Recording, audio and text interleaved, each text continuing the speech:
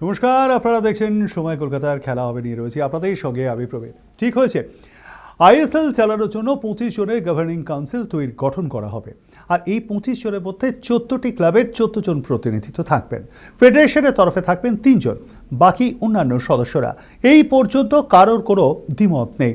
কিন্তু আইএসএল চালানোর জন্য গভর্নিং কাউন্সিল গঠন করতে গিয়ে শোনা যাচ্ছে ফেডারেশনের তরফে 2 জনের ভেটো থাকবে।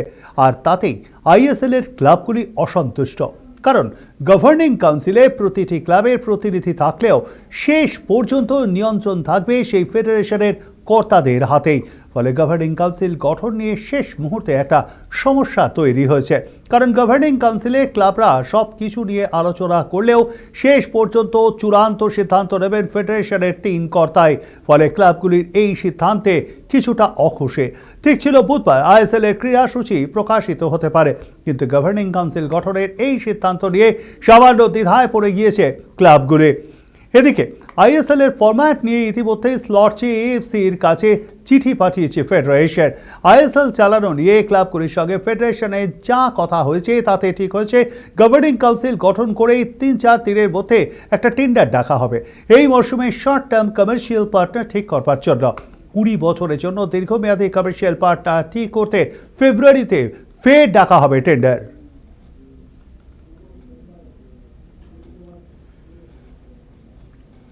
আইএসএল শুরুর মাসখানেক আগে সুখবর মোহামেডান স্পোর্টিং সমর্থকদের জন্য। দীর্ঘদিন ধরে চলে আসা ইনভেস্টর সংক্রান্ত জটিলতা এবার কাটতে চলেছে। সৌজন্যে রাজ্যের মুখ্যমন্ত্রী মমতা বন্দ্যোপাধ্যায় তার উদ্যোগেই এবার স্পন্সর আসতে চলেছে সাদা কালো শিবিরে। বুধবার ক্লাবে আইএসএল সংক্রান্ত বৈঠকের পর সুসংবাদ দিয়েছেন মোহামেডান স্পোর্টিং ক্লাবের কর্তারা। এআইএফএফ জানিয়ে দিয়েছে এই মরশুমে আইএসএল খেলতেই হবে ক্লাবগুলিকে। সেটা না করলে আগামী মরশুমে শাস্তির মুখে পড়তে হতে পারে। এই পরিস্থিতিতে এক প্রকার নিরুপায় হয়ে আইএসএল এ খেলার ব্যাপারে সম্মতি দেয় সাদা কালো ব্রিগেড। কিন্তু তখনও ইনভেস্টর সংক্রান্ত সমস্যা মেটেনি। শেষে মোহামেডান কর্তারা মুখ্যমন্ত্রীর দ্বারস্থ হন। জানা গিয়েছে তিনি উদ্যোগ নিয়ে বাংলারই এক সংস্থার সঙ্গে মধ্যস্থতা করিয়ে দিয়েছেন। ওই সংস্থায় এই মরশুমে মোহামেডান স্পোর্টিং ক্লাবকে ইনভেস্ট করবে। এদিন সাংবাদিক সম্মেলনে ক্লাব কর্তারা মুখ্যমন্ত্রীকে ধন্যবাদও জানান। এদিনে বৈঠকের পর মোহামেডান সভাপতি আমির উদ্দিন ববি বলেন, ইনভেস্টরের সঙ্গে কোঅর্ডিনেশন করিয়ে দিয়েছেন মুখ্যমন্ত্রী, আমরা তাকে ধন্যবাদ জানাতে চাই। আমির উদ্দিন ববি জানিয়েছেন বাংলার এক সংস্থাই তাদের লগ্নি করবে। 20 থেকে 25 কোটি টাকার বাজেট ঠিক করেছে ক্লাব। এর মধ্যে গত মরশুমের ব্যান তুলতেই খরচা হচ্ছে 12 কোটি টাকা। এই বছর যেহেতু আইএসএল সংক্ষিপ্ত আকারে হচ্ছে তাই বাজেটও কম রাখা হচ্ছে। ব্যান তোলার পর বাকি টাকাটা দিয়েই দল গঠন করা হবে। মোহামেডানের সভাপতি আরও জানিয়েছেন 25শে জানুয়ারির মধ্যে ইনভেস্টার ঘোষণা হয়ে গেলে আমরা প্র্যাকটিস শুরু করে দেব। বিদেশি ছাড়াই খেলবেন বলে জানিয়েছেন আমিরউদ্দিন ববি। কলকাতা এবং দেশের অন্যান্য প্রান্তের সেরা ফুটবলারদের নিয়ে দল গঠন করা হবে। কোচ থাকবেন মহারাজে। তবে কাদের সঙ্গে চুক্তিতে সই হবে তা অবশ্য জানাননি ববি। তিনি জানান সিঙ্গল ইনভেস্টর আসছে, যার অর্থ মোহামেডানের আর্থিক সমস্যা এবার মেটার পথে।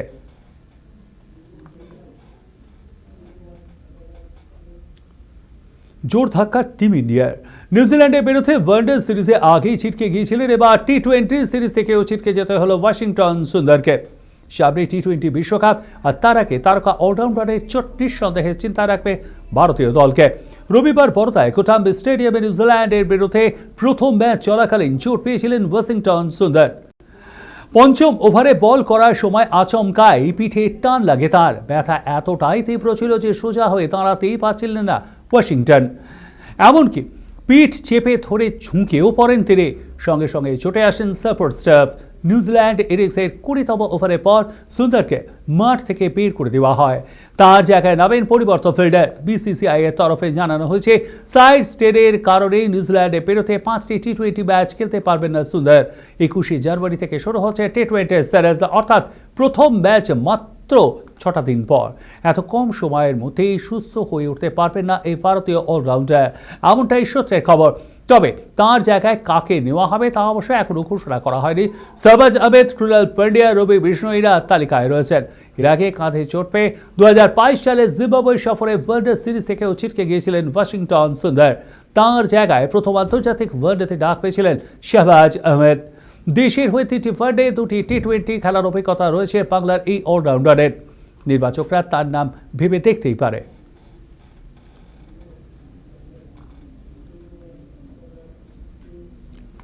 টি-20 বিশ্বকাপে ভারতে খেলা নিয়ে দেশের অনড় অবস্থানের মাঝে হুঁশিয়ারি দিলেন বাংলাদেশ ক্রিকেট বোর্ডের আর্থিক কমিটির চেয়ারম্যান নজরুল ইসলাম। তার দাবি, বিশ্বকাপে না খেললে বাংলাদেশের বিন্দু মাত্র আর্থিক ক্ষতি হবে না। উল্লেখ্য, এই নজরুলে অতীতে তামিম ইকবালকে ভারতের দালাল বলে বিতর্কে জড়িয়েছিলেন। ফের দেশের ক্রিকেটারদের নিয়ে বিতর্কিত মন্তব্য করেছেন নজরুল। বাংলাদেশ টি-20 বিশ্বকাপে না খেললে তাদের আর্থিক ক্ষতি হবে এমন একটা জল্পনা কয়েকদিন ধরেই চলছে, সেই সব তিনি মানতেই চাননি। নজরুল বলেন, বাংলাদেশ বোর্ডের কোনো ক্ষতি হবে না, ক্ষতি হবে ক্রিকেটারদের। 2027 পর্যন্ত বাংলাদেশের লভ্যাংশ পেতে কোনো সমস্যা হবে না। 2022-এ আইসিসির অর্থ কমিটির বৈঠকে আগে এটাই ঠিক হয়ে গিয়েছিল। ভবিষ্যতে বিশ্বকাপ, দ্বিপাক্ষিক সিরিজ এবং আন্তর্জাতিক প্রতিযোগিতার গুরুত্ব আছে ঠিকই, সেখানে অন্য দলের সঙ্গে খেলতে হবে বাংলাদেশকে, কিন্তু এই বিশ্বকাপ নিয়ে কোনো সমস্যা নেই বলে জানিয়েছেন নজরুল।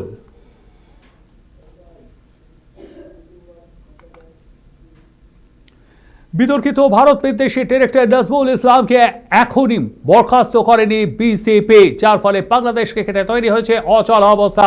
ইতিমধ্যে বাতিল করা হচ্ছে ফার্স্ট ডিভিশন লিগ। যা পরিস্থিতি, তাতে ভারত বিদ্বেষী ওই ডিরেক্টরকে আড়াল করতে গিয়ে গোটা দেশের ক্রিকেটারকে লটে তুলে দেওয়ার পথে আমিনুল হক বুলবুলের বাংলাদেশ বোর্ড।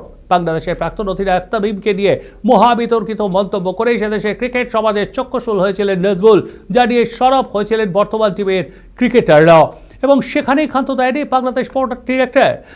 বুধবার তিনি ফের বেফাঁস মন্তব্য করে বলে দেন, একবার টি-20 বিশ্বকাপ না খেললে আহামরি কোনো ক্ষতি হবে না বাংলাদেশের।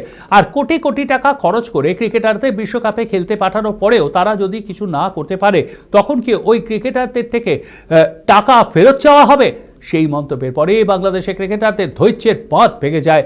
বাংলাদেশ ক্রিকেটার্স ওয়েলফেয়ার সংস্থার প্রেসিডেন্ট মোহাম্মদ মিঠুন স্পষ্টতই বলে দেন, নজরুল ইসলাম যদি পদত্যাগ না করেন তাহলে ক্রিকেটাররা কোনো ধরনের ক্রিকেটই খেলতে নামবেন না।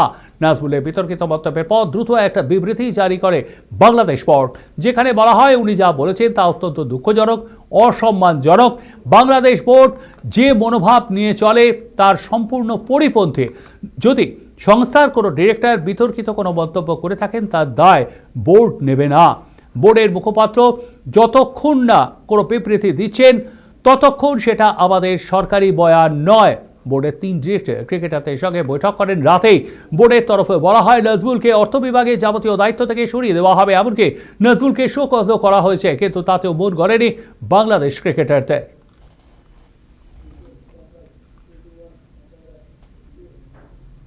এখন এ পর্যন্তই। দেখতে থাকুন সময় কলকাতা, সময় বলবে সময়ের কথা। নমস্কার।